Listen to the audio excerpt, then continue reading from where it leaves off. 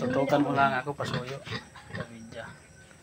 Tutok mo lang sa hindi sa baboy. Kalinaw naman ang inyong camera. Hindi naman. Guys, magtuturok tayo sa inahing buntis, Judith na. Siya ay nanganganay, baka dumating ang time na mahirapang ilabas. Ito, ang ituturok natin ay pampaluwag ng sipit-sipitan. Magkaibang function ng Lutalize sa pituksal. Ito ay Lutalize. Mga tips ko yun. Binibigay ko yun madalas sa mga nanganganay. Dalawa ito, meron pa isa doon. So ayaw ko nang umabot sa punto na magka-problema pa at madisgrasya yung inahin. Saan ang turok niyan? Sa libre.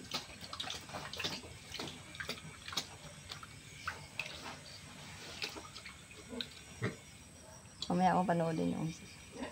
Buti nga may guide kayo sa akin, ano. Ay. Ibang yung kay kay tatay doon kay Kunay. Oo. Ala, nakailang bisis ang pabalik-balik Ay, doon. pinilit ko talaga yun.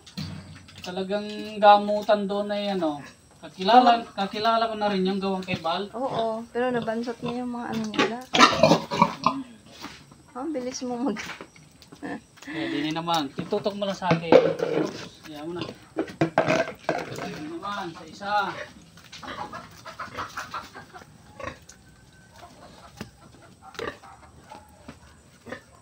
Ito may gatas na rin.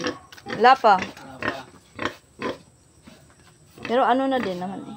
Ganun na rin ang pipi niya. Oo, mga paga na.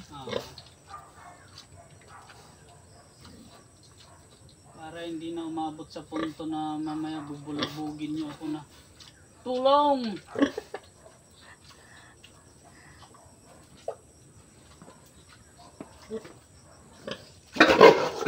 Okay na. Bye-bye! Okay na. Ang galing mong mag-vlog.